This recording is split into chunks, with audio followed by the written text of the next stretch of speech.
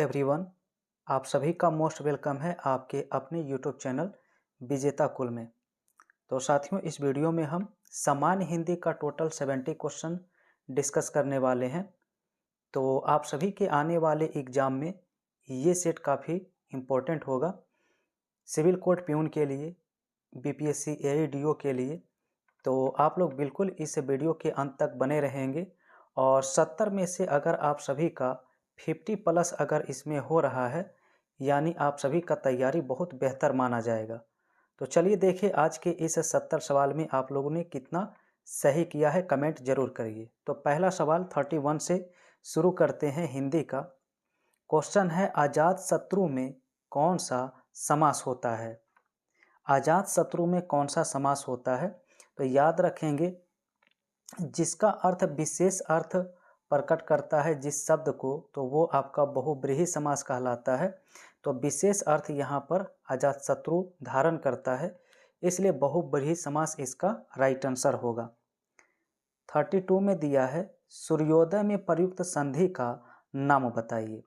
सूर्योदय का संधि विच्छेद करते हैं तो होता है सूर्य जोड़ उदय, और इसका राइट आंसर जो होगा गुण संधि राइट आंसर करना होगा।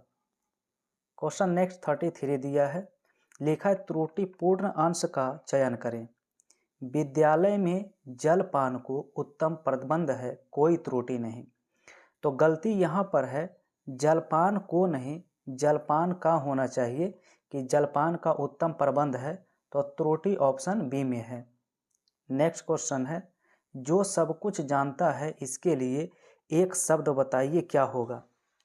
तो याद रखेंगे, जो सब कुछ जानता है उसे सर्वज्ञ कहा जाता है। ठीक है।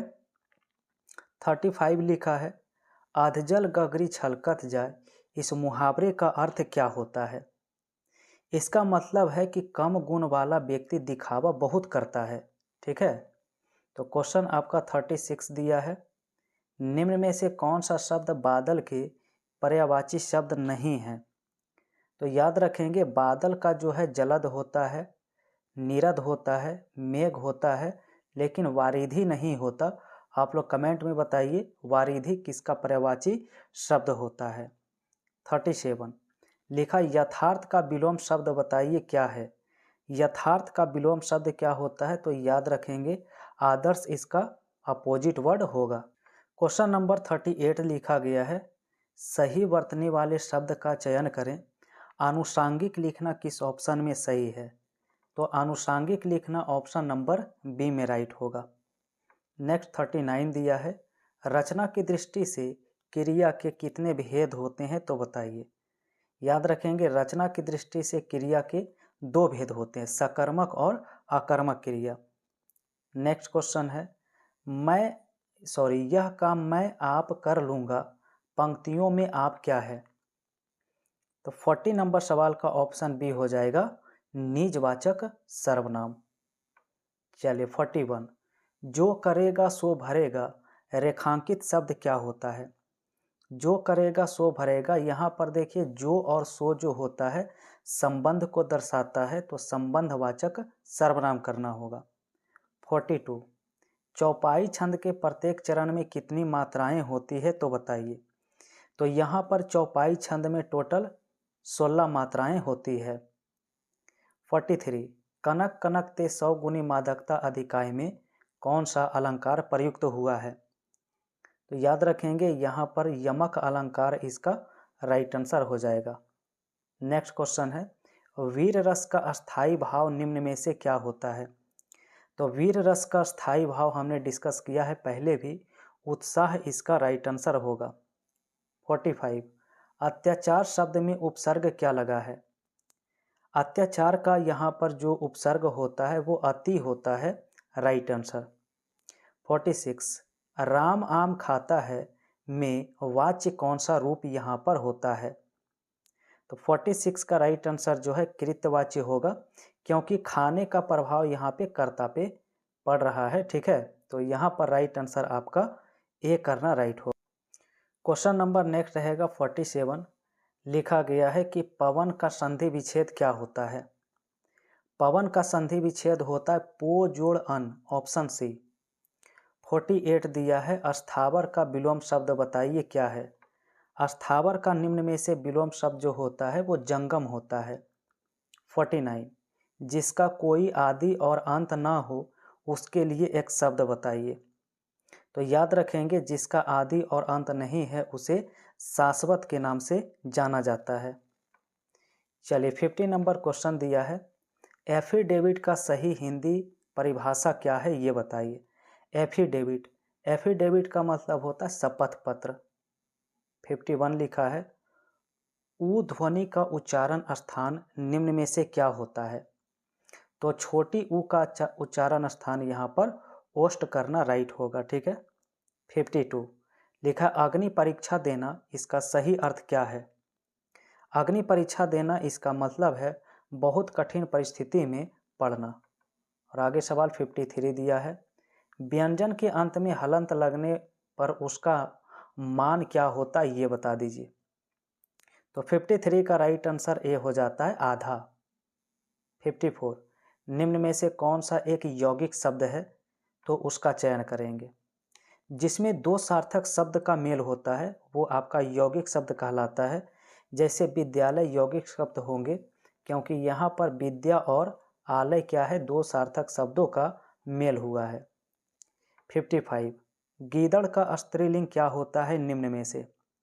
तो गीदड़ का स्त्रीलिंग हो जाता है गिदड़ी, ठीक है। चलिए 56 नंबर क्वेश्चन यहाँ पर लिखा गया है, किस भाग में अशुद्ध है वो बताइए। तुम कक्षा में आते हो तो तुम्हारी पुस्तक साथ क्यों नहीं लाते, इनमें से कौन सी त्रुटि है बताइए। तो फ्रेंड्स यहाँ पर आपका जो त्रुटि है वो आपका ऑप्शन नंबर बी में त्रुटि होगा, क्योंकि यहाँ होना चाहिए कि तुम कक्षा में आते हो तो तुम अपना पुस्तक क्यों नहीं साथ में लाते हो, ठीक है। तो यहाँ पर तुम आना चाहिए, ठीक है। अगला क्वेश्चन आपका 57 से होगा। 57 में लिखा है, अंधों में काना राजा, इसका अर्थ निम्न में से क्या होता है। इसका मतलब है अज्ञानियों में अल्प ज्ञान वाले का सम्मान होना, ठीक है। 58 लिखा है, तरनी तनुजा तट तमाल तरुबर में कौन सा अलंकार निम्न में से प्रयुक्त हुआ है। तो यहाँ पर अनुप्रास अलंकार हो जाएगा, ऑप्शन ए। 59 है, उद्देश्य और विधेय निम्न में से किसके अंग होते हैं। तो याद रखना है, उद्देश्य और विधेय जो होता है वो वाक्य का क्या होता है, अंग होता है, ठीक है।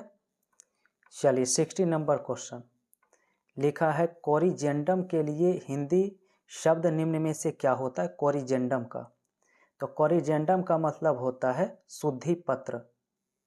61 दिया है, प्रत्युत्पन्नमति शब्द का निम्न में से अर्थ बताइए क्या है। इसका मतलब होता है जो तत्काल उत्तर दे सके, ठीक है। नेक्स्ट क्वेश्चन 62 लिखा है, निर्विवाद में समास बताइए क्या होता है। निर्विवाद में, तो निर्विवाद में अव्ययी भाव समास होता है। 63 है, निम्न में से अग्नि का पर्यायवाची शब्द कौन नहीं है, उसका चयन करें। तो यहाँ पर अनिल जो लिखा गया है, अनिल हवा का पर्यायवाची होता है, इसलिए राइट आंसर सी करेंगे। बाकी अन्य सभी हुतासन, कृषाणु और वैष्णार ये सभी अग्नि के पर्यायवाची होते हैं। 64 तालव्य सा ध्वनि किसके अंतर्गत निम्न में से आती है। तो फ्रेंड्स तालव्य सा तालव्य ध्वनि के अंतर्गत आते हैं, आंसर डी होगा। 65 लिखा है, वीर या आल्हा किस जाति का छंद है। तो यहाँ पर मात्रिक छंद करना राइट होगा। 66 में वाक्य को क्रम में व्यवस्थित करना है। इन चारों पार्ट को आप देखेंगे, सही क्रम में इसका अगर लगाएंगे तो ऑप्शन ए करना राइट होगा, 4312। क्वेश्चन रहेगा 67 लिखा है, प्रत्यय रहित शब्द बताइए इनमें से कौन है। जिसमें प्रत्यय नहीं लगा है, तो अनुवाद में कोई भी प्रत्यय नहीं है, क्योंकि यहाँ पर वाद एक शब्द हो जाता है, ठीक है। 68 लिखा है, उद्धरण के लिए किस चिन्ह का प्रयोग किया जाता है निम्न में से ये बताइए। तो उद्धरण के लिए ऑप्शन नंबर डी करना होगा। 69 जो पहले कभी नहीं हुआ उसके लिए एक शब्द बताइए क्या होगा। तो जो पहले कभी नहीं हुआ है उसके लिए लिखते हैं अभूतपूर्व। 70 दिया है। देखिए पवर्ग का उच्चारण स्थान निम्न में से पूछा है। इसका आंसर हमने कई बार डिस्कस किया है, ओस्ट करना राइट होगा। चलिए 71 लिखा है छछूंदर के सिर पर चमेली का तेल, इसका निम्न में से अर्थ क्या होता है? इसका मतलब होता है अयोग्य व्यक्ति को अच्छी चीज देना। 72 ऋग्वेद का संधि विच्छेद निम्न में से क्या होता है? तो ऋग्वेद का संधि विच्छेद होता है ऋक जोड़ वेद होता है। 73 होगा सवाल। लिखा है आप बीती शब्द में समास बताइए कौन सा है? आप बीती, तो इसका राइट आंसर होगा तत्पुरुष समास। ठीक है, चलिए 74 नंबर से आंसर। क्वेश्चन नंबर 74 दिया है निम्न में से विष्णु का पर्यायवाची शब्द इनमें से कौन नहीं है? तो विष्णु का पर्यायवाची शब्द इनमें आपका कमलासन नहीं होता है। कमलासन ऑप्शन नंबर डी राइट होगा। 75 सिर पर बैठो काक आँखी दोऊ खात निकरात पंक्ति में कौन सा रस है? 75 का ऑप्शन ए याद रखना होगा, विभत्स रस। 76 है कि शब्दांश कितने प्रकार के होते हैं? शब्दांश के प्रकार पूछा गया तो याद रखेंगे 2 प्रकार के। नेक्स्ट क्वेश्चन है अंधे की लकड़ी होना, इसका तात्पर्य क्या होता है? इसका मतलब है मात्र एक सहारा। 78 भाषा शब्द संस्कृत के किस धातु से बना है? 78 का ऑप्शन बी होता है भास से। ठीक है, नेक्स्ट दिया है कि जिसकी गर्दन सुंदर है इसके लिए एक शब्द बताइए क्या होता है? याद रखेंगे इसके लिए सुग्रीव करना होगा, ऑप्शन सी। क्वेश्चन 80 दिया है सदैव शब्द का संधि विच्छेद निम्न में से क्या होता है? सदैव का संधि विच्छेद किया जाए तो सदा जोड़ एव करेंगे। नेक्स्ट 81 है अंबर पनघट में डूबो रही तारा घट उषा नागरी में कौन सा अलंकार है? तो यहाँ पर जो होता है रूपक अलंकार, ऑप्शन सी। 82 दिया है कि निम्न में से कौन सा तुर्की भाषा का शब्द इनमें नहीं है, इसकी पहचान करें।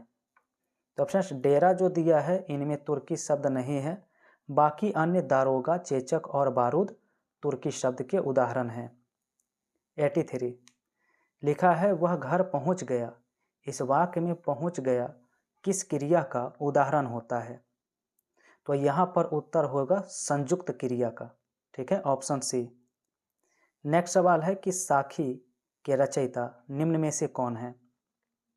तो याद रखेंगे साखी के रचयिता जो है कबीर दास को माना जाता है। 85 दोहा में कितनी मात्राएं होती है तो बताइए। दोहा में मात्राओं की संख्या पूछा है तो याद रखेंगे 24 इसका राइट आंसर करना है। 86 लिखा है कि भाषा की सबसे छोटी इकाई निम्न में से क्या होती है? याद रखना है भाषा की सबसे छोटी इकाई जो है वो वर्ण होता है, ऑप्शन नंबर डी होगा। नेक्स्ट क्वेश्चन है कि ज्ञानपीठ पुरस्कार किस क्षेत्र में श्रेष्ठ कार्य के लिए दिया जाता है? ज्ञानपीठ पुरस्कार 87 का आंसर डी करेंगे, साहित्य के क्षेत्र में। नेक्स्ट सवाल है रामचरितमानस की भाषा निम्न में से क्या होती है? तो रामचरितमानस की भाषा जो है वो अवधी है। चलिए 89 आपका क्वेश्चन है, लिखा है 25 रुपये दीजिए विशेषण की पहचान करेंगे। तो यहाँ पर कर्मवाचक विशेषण हो जाएगा 25 रुपये। और 90 नंबर क्वेश्चन है कि हिंदी दिवस कब मनाया जाता है? तो 90 का आंसर आप लोग कमेंट करके बताइए।